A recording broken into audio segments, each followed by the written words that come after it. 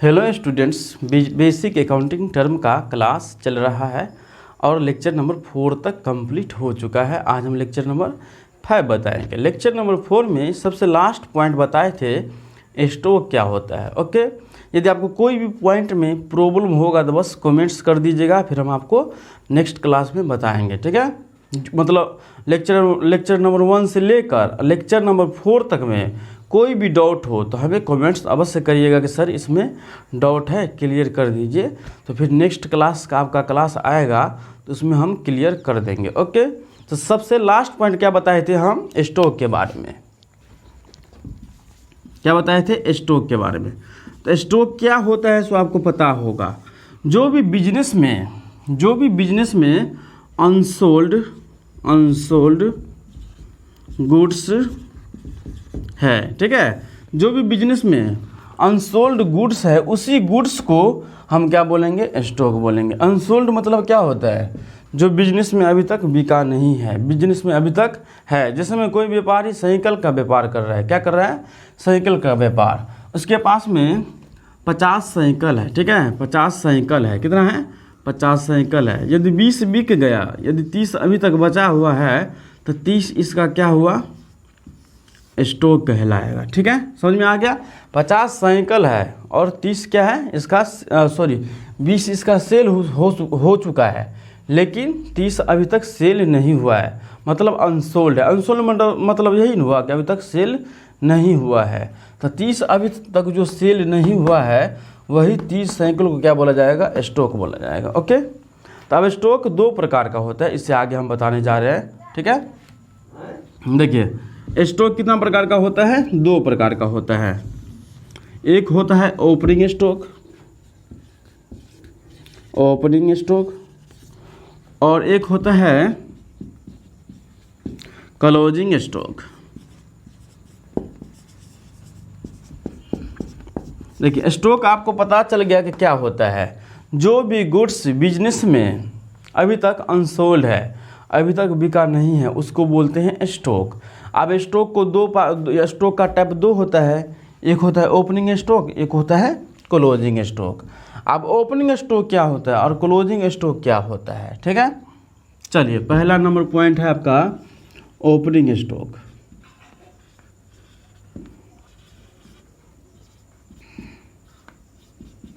इसका हिंदी होता है प्रारंभिक रहतिया, प्रारंभिक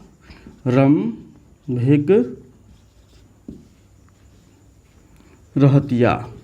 ओके, तो सबसे पहले जानते हैं कि प्रारंभिक रहतिया क्या है, यानी कि ओपनिंग स्टॉक क्या है। अब देखिए ओपनिंग स्टॉक किसको बोलेंगे, देखिए प्रारंभिक रहतिया किसको बोलेंगे, जो भी गुड्स बिजनेस में साल के शुरू में अनसोल्ड गुड्स है उसको क्या बोला जाएगा, ओपनिंग स्टॉक बोला जाएगा। जो भी बिजनेस में, जो भी व्यवसाय में साल के शुरू में अभी तक गुड्स मतलब सामान बिका नहीं है, उसी वस्तु को क्या बोला जाएगा, ओपनिंग स्टॉक बोला जाएगा। जैसे में यह साइकिल है, साल के शुरू में आपके पास में 30 साइकिल पड़ा हुआ है, मतलब 30 साइकिल अभी तक बिका नहीं है, तो यह 30 साइकिल आपका क्या कहलाएगा, ओपनिंग स्टॉक कहलाएगा। मतलब साल का शुरू मतलब क्या हुआ, आपको हम पिछले क्लास में बता चुके हैं कि ईयर 2 प्रकार का होता है, एक होता है फाइनेंशियल ईयर, एक होता है कैलेंडर ईयर। तो देखिए फाइनेंशियल ईयर का शुरू कब होता है, 1 अप्रैल, और कैलेंडर ईयर का शुरू कब होता है, 1 जनवरी। अब देखिए फाइनेंशियल ईयर के हिसाब से 1 अप्रैल, ठीक है, और कैलेंडर ईयर के हिसाब से 1 जनवरी। ओके, अब देखिए फाइनेंशियल ईयर का ओपनिंग डेट कब हुआ, 1 अप्रैल, और कैलेंडर ईयर का ओपनिंग डेट कब हुआ, 1 जनवरी। अब देखिए जब हम फाइनेंशियल ईयर से चेक करेंगे तो मेरे पास में 1 अप्रैल में जितना भी गुड्स अनसोल्ड रहेगा तो उसका नाम होगा ओपनिंग स्टॉक। मतलब 1 अप्रैल में, देखिए फाइनेंशियल ईयर में हम चेक करते हैं ये साइकिल का। देखिए यदि साइकिल मेरे पास में फाइनेंशियल ईयर 1 अप्रैल में मेरे पास में 20 है, ठीक है, अभी तक अनसोल्ड है, 20 साइकिल क्या है, अनसोल्ड है, तो यह 20 साइकिल आपके लिए क्या हुआ, ओपनिंग स्टॉक हुआ। ठीक है, यदि कैलेंडर ईयर में 1 जनवरी में आपके पास में साइकिल यदि कैलेंडर ईयर से हम देखेंगे तो ज़्यादातर आपका फाइनेंशियल ईयर वाला ही डेट मिलेगा। ओके, कैलेंडर ईयर वाला डेट नहीं मिलेगा। अब देखिए कैलेंडर ईयर में यदि 1 जनवरी को यदि आपके पास में जो भी अनसोल्ड गुड्स है उसका नाम क्या होगा, ओपनिंग स्टॉक होगा। जैसे मैं 20 से मान लेते हैं, ठीक है, 1 जनवरी को मेरे पास में 20 अनसोल्ड साइकिल है, मतलब 20 साइकिल अभी तक बिका नहीं है, तो यह 20 साइकिल आपका क्या नाम होगा, ओपनिंग स्टॉक होगा। या फाइनेंशियल ईयर से देखिए या कैलेंडर ईयर से देखिए। जब हम फाइनेंशियल ईयर से देखेंगे तो 1 अप्रैल को देखेंगे ओपनिंग, और कैलेंडर ईयर से देखेंगे तो 1 जनवरी से देखेंगे। ठीक है, देखिए 1 अप्रैल को मेरे पास में जो भी गुड्स अनसोल्ड रहेगा तो उसका नाम क्या होगा, ओपनिंग स्टॉक। कब, जब फाइनेंशियल ईयर आपका दिया रहे तब।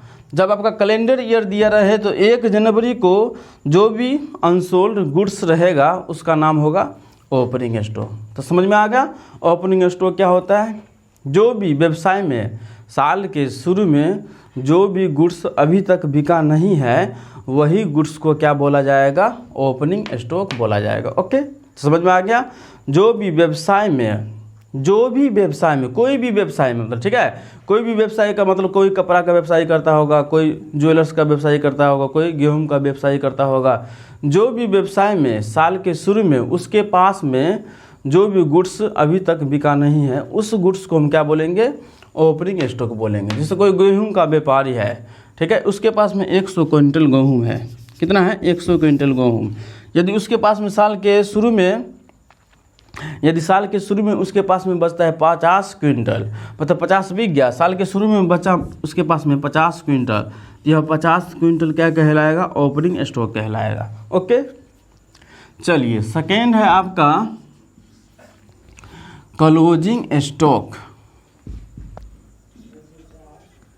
क्लोजिंग स्टॉक इसका हिंदी होता है अंतिम रहतिया, अंतिम रहतिया। ओके,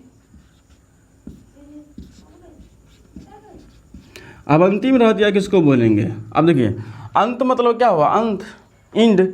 जब साल के इंड में जो भी गुड्स अनसोल्ड है उसका नाम क्या होगा, उस गुड्स का नाम क्लोजिंग स्टॉक होगा। जैसे में देखिए फाइनेंशियल ईयर से हम देखते हैं, अब देखिए फाइनेंशियल ईयर से देखते हैं, फाइनेंशियल ईयर का अंत कब होता है, 1 अप्रैल को चालू होता है, 31 मार्च को अंत होता है। अब देखिए 31 मार्च को फाइनेंशियल ईयर से हम देखेंगे तो 31 मार्च को जो भी गुड्स पड़ा हुआ है बिजनेस में, ठीक है, जो भी गुड्स पड़ा हुआ है 31 मार्च को फाइनेंशियल ईयर के हिसाब से, कैलेंडर ईयर के हिसाब से नहीं हम देख रहे हैं। ठीक है, पहला किसके हिसाब से देख रहे हैं, 31 मार्च फाइनेंशियल ईयर से। फाइनेंशियल ईयर का 1 अप्रैल क्या होता है, चालू होता है, और 31 मार्च क्या होता है, एंड होता है।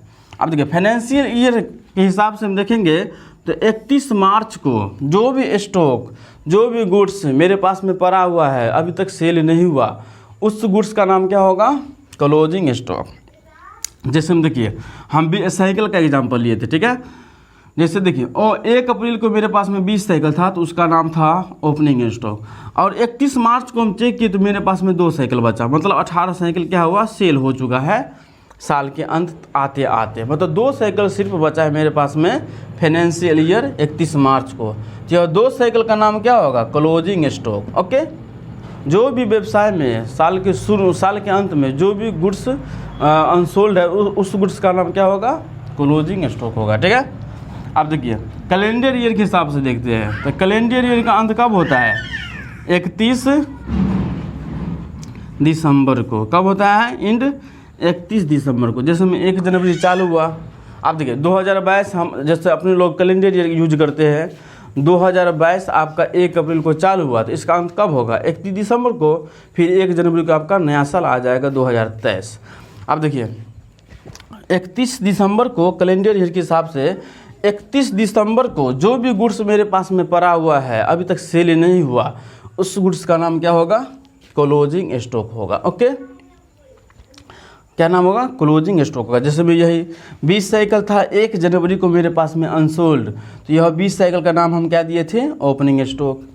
और यदि 31 दिसंबर को यदि 2 साइकिल बचा है, मतलब 18 साइकिल बिक गया, 12 महीना आते आते, जनवरी मतलब दिसंबर आते आते आपका 18 साइकिल सेल हो चुका है, अब 2 साइकिल सिर्फ बचा है आपके पास में 31 दिसंबर को, तो यह 2 साइकिल का नाम क्या होगा आपका? क्लोजिंग स्टॉक आपका नाम होगा, मतलब अंतिम रहतिया। ओके, तो देखिए नाम ही से पता चले, प्रारंभिक मतलब शुरू, अंतिम मतलब अंत, मतलब प्रारंभिक मतलब क्या हुआ? जो भी व्यवसाय में साल के शुरू में जो भी गुड्स अनसोल्ड है, अभी तक बिका नहीं है, उस गुड्स को हम क्या बोलेंगे? प्रारंभिक रहतिया, इंग्लिश में ओपनिंग स्टॉक। ओके, अब देखिए इसका नाम ही से पता चलता है, अंत मतलब अंतिम, साल के अंत में जो भी गुड्स अनसोल्ड है, अभी तक बिका नहीं है, उस गुड्स को हम क्या बोलेंगे? अंतिम रहतिया, क्लोजिंग स्टॉक। ओके, चलिए इसको नोट करना है तो नोट आप कर सकते हैं इसको, ठीक है, यदि इसको आप नोट करना है तो। चलिए इसको आप नोट करिए।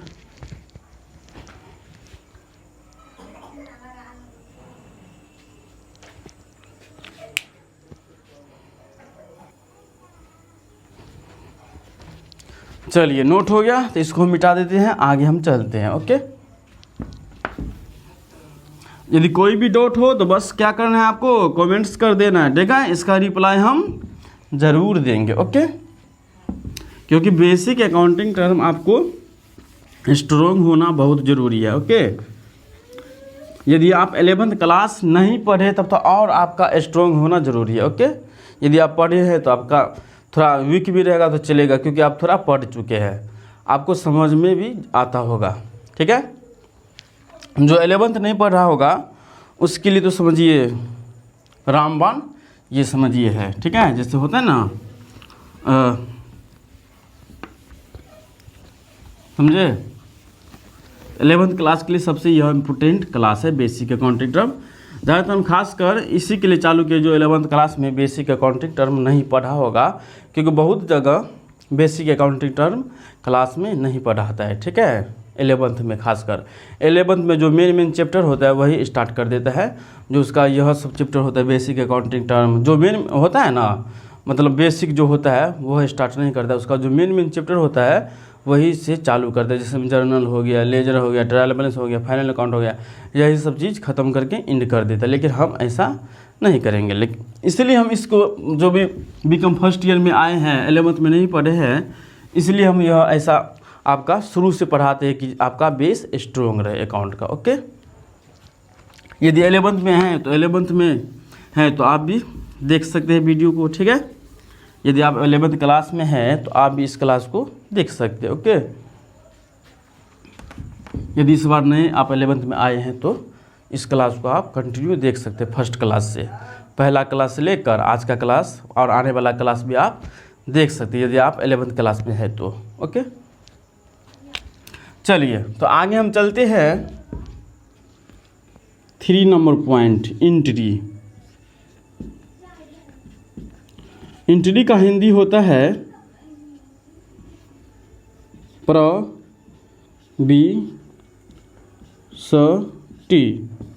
प्रविष्टि। आप देखिए प्रविष्टि का मतलब क्या होता है? जो भी हम लिखते हैं, ठीक है, व्यवसाय में, जैसे में हम बेचते हैं ना, या नगद बेचते हैं या उधारी बेचते हैं, सारा रिकॉर्ड हम क्या करते हैं, एक डायरी में हम लिखते हैं, और जो भी लिखने का प्रोसेस है उसको बोला जाएगा एंट्री। मतलब जो भी आप बिजनेस में लिखते हैं, जैसे राम को माल बेचा, नगद बेचा, उधारी बेचा, लिखते हैं ना कि 5,000 का उधारी बेचा, ठीक है, 10,000 का नगदी बेचा, 50,000 का उधारी खरीदा, ये सारी चीज़ आप नोटबुक में लिखते हैं ना, तो यही जो लिखने का प्रोसेस है उसको क्या बोलेंगे हम? एंट्री बोलेंगे। ओके, चलिए 4 नंबर पॉइंट, 4 नंबर पॉइंट है जर्नल। जर्नल का हिंदी होता है रोजनामचा, रोजनामचा, और इसका जर्नल भी हिंदी हो सकता है। अब देखिए इसका हिंदी से पता चलता है रोजनामचा, मतलब देखिए जिस पुस्तक में आप जो डेली लिखते हैं, जो भी चीज़ आप डेली लिखते हैं, उस पुस्तक को क्या बोला जाएगा? जर्नल बोला जाएगा। ओके, जो भी नोटबुक में, जैसे आप ही, हम यदि क्लास एंड करेंगे तो आप इसको नोट करिएगा अपने नोटबुक में, तो वही नोटबुक आपके लिए क्या हुआ? जर्नल हुआ। ठीक है, तो व्यवसाय में ठीक उसी प्रकार का प्रोसेस होता है। आप देखिए सेल किए या परचेज किए या नगद बेचे या उधारी बेचे या तो कुछ भी किए ट्रांजैक्शन, तो सारा चीज़ हम एक कॉपी में, डायरी में लिखते हैं। तो जो भी लिखते हैं तो उसको हम क्या बोलेंगे? जर्नल, ठीक है। अब यहाँ पे जर्नल क्या होगा, आपको 5 कॉलम होता है। जर्नल का क्या होता है, 5 कॉलम होता है। आप 11th क्लास में पढ़े होंगे, ठीक है। 5 कॉलम होता है। एक होता है डेट, एक होता है पार्टिकुलर, एक होता है LF, एक होता है अमाउंट, एक होता है अमाउंट। मतलब एक होता है डेबिट अमाउंट, एक होता है क्रेडिट अमाउंट, ओके। मतलब 5 कॉलम होता है। एक होता है डेट होता है, पार्टिकुलर होता है, LF होता है और डेबिट अमाउंट और क्रेडिट अमाउंट होता है, ओके। ये आप पढ़े होंगे 11th क्लास में। तो समझ में आ गया जर्नल किसको बोला जाएगा। जिस बुक में हम जो भी चीज़ डेली लिखते हैं उस बुक को हम क्या बोलेंगे, जर्नल बोला जाएगा, ठीक है। जैसे देखिए इंट्री किसको बोले थे, जो भी चीज़ हम डेली लिखते हैं उस लिखने के प्रोसेस को क्या बोलते हैं, इंट्री। जर्नल किसको बोलेंगे, जिसमें हम इंट्री लिखते हैं उसको बोलेंगे जर्नल, बस हो गया। जिसमें आप प्रविष्टि करते हैं डेली लेन देन को, डेली ट्रांजैक्शन को आप जिस बुक में लिखते हैं, जिस नोटबुक में लिखते हैं उस बुक को आप क्या बोलिएगा, उस नोटबुक को जर्नल। जैसे हम देखिए अभी हम आपको फिलहाल बताते हैं अपना एग्जाम्पल से। देखिए जैसे ये मेरा क्या है, वाइट बोर्ड है। वाइट बोर्ड पर हम यह लिखते हैं तो यह वाइट बोर्ड मेरे लिए क्या हुआ, जर्नल। क्या हुआ, ये मेरा जर्नल का काम कर रहा है क्योंकि इस पर हम लिखते हैं, ओके। अब इंट्री किसको बोलते हैं, जो चीज़ हम लिखे हैं, जैसे ओपनिंग स्टॉक लिखे हैं, क्लोजिंग स्टॉक लिखे हैं, इंट्री लिखे हैं, जर्नल लिखे, यह सारा चीज़ क्या है, इंट्री है, ओके। चलिए 5 नंबर पॉइंट, वाउचर। वाउचर्स मतलब हिंदी होता है प्रमाणक। प्रमाणक का पता ही चलता है कि जिससे प्रमाणित होता है उसी को प्रमाणक। अब जैसे हम सेल करते हैं तो उसके बदले में उसको हम कुछ देते हैं ना, वाउचर बना के कि आपको इतना का सेल किए। आपको मतलब जैसे मैं किसी को 10,000 का नकदी बेचे तो लिख के देते हैं ना कि 10,000 का नकदी, ठीक है। यदि उधारी सेल करते तो लिखते हैं ना इतना का उधारी। तो जो भी डॉक्यूमेंट्स बना के हम देते हैं कस्टमर को, वही डॉक्यूमेंट्स क्या हुआ आपके लिए, वाउचर, ठीक है। क्या हुआ, वाउचर यह कहलाता है। जो भी डॉक्यूमेंट्स बना के आप कस्टमर को देते हैं प्रूफ के तौर पे कि यह हमसे ही आप लिए हैं, ठीक है। इसमें लिखा रहता है ना आपका जो भी बिजनेस है उसका नाम लिखा रहता है, बदले में जो भी आप इसको सेल करते हैं उस गुड्स का नाम रहता है और अमाउंट रहता है, गुड्स का अमाउंट कितना है, कितना डिस्काउंट किए, सारा चीज़ इसमें लिखा रहता है। तो वही डॉक्यूमेंट्स को आप उसको क्या बोला जाता है, वाउचर बोला जाता है, okay. 6 number point, discount. Discount का हिंदी होता है छूट। छूट, कटौती, कॉमा बट्टा होता है एक, ठीक है, बट्टा। इसका 3 हिंदी होता है डिस्काउंट का। एक होता है छूट, कॉमा कटौती, कॉमा बट्टा, ओके। अब देखिए डिस्काउंट किसको बोलेंगे। अब देखिए हम कहीं से सेल करते हैं, ठीक है, उसके बदले में जो भी हमको छूट मिलता है, प्राइस में कम होता है, उसी राशि को, उसी अमाउंट को बोला जाता है डिस्काउंट। जैसे हम देखिए जैसे साइकिल का हम एग्जाम्पल लेते हैं, साइकिल एक ले लेते हैं, ठीक है।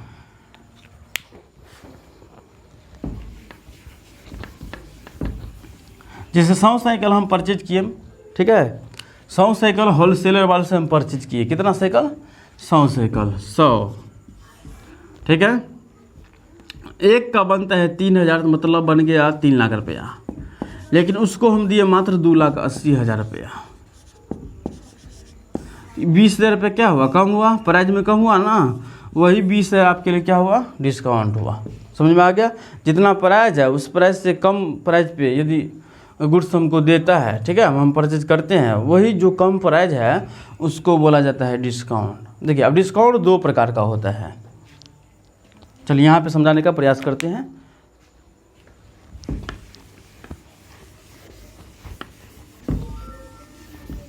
डिस्काउंट कितने प्रकार का होता है, 2 प्रकार का होता है।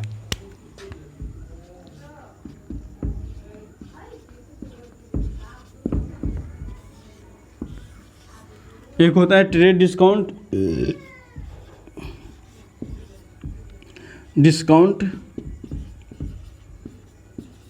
एक होता है cash discount.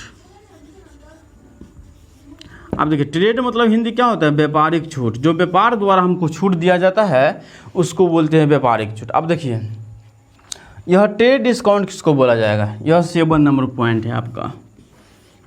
Trade discount, trade discount का हिंदी होता है व्यापारिक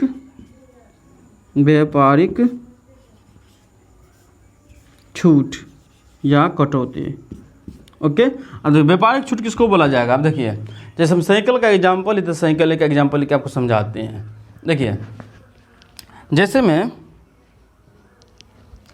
100 साइकिल लिए, ठीक है, वो हमको बोला 3000 रुपये। कितना बोला, एक साइकिल का आपको पड़ेगा 3000 रुपये। हमको क्या बोला कि जैसे हम पाठ्य पूजा खरीदे, हम यदि हम बनाते साइकिल का व्यापार कर रहे तो हम पाठ पूजा खरीदे साइकिल का, चलिए तो पूरा साइकिल का पाठ पूजा मिला के हमको एगो साइकिल का मतलब बनता है 3000 रुपया।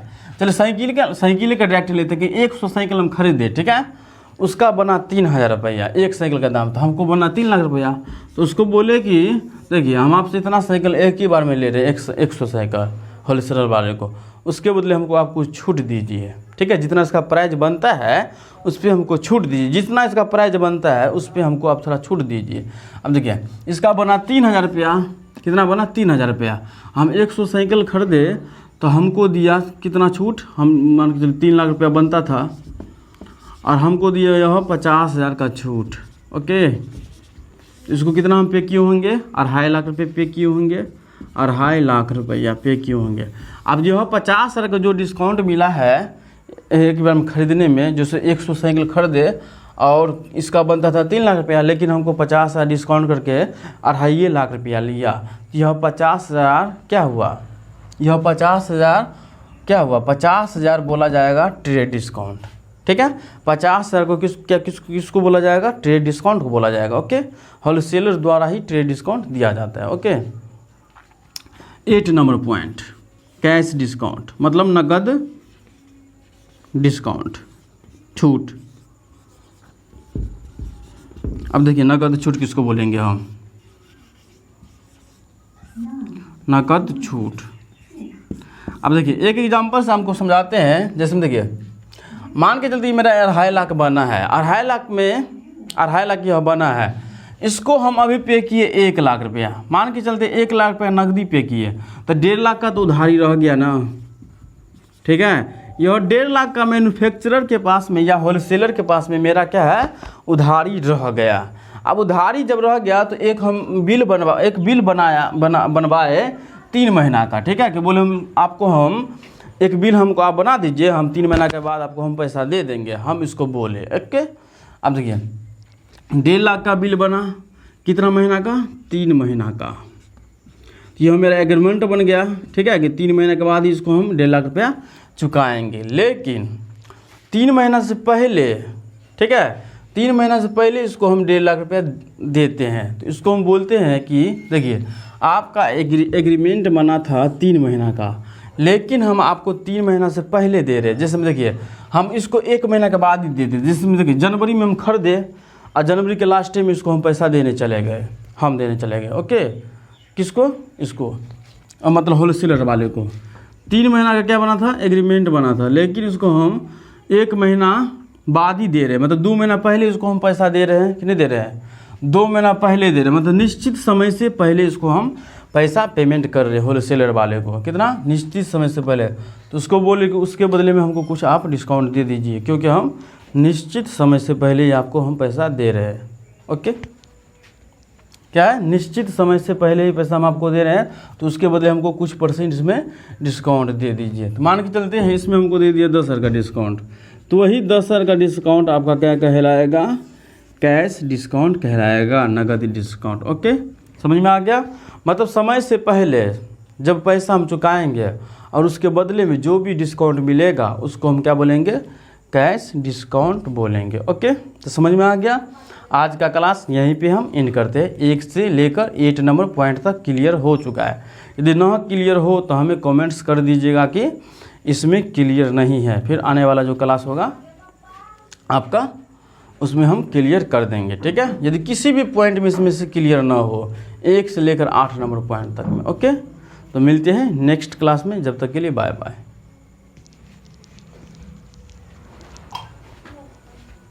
मतलब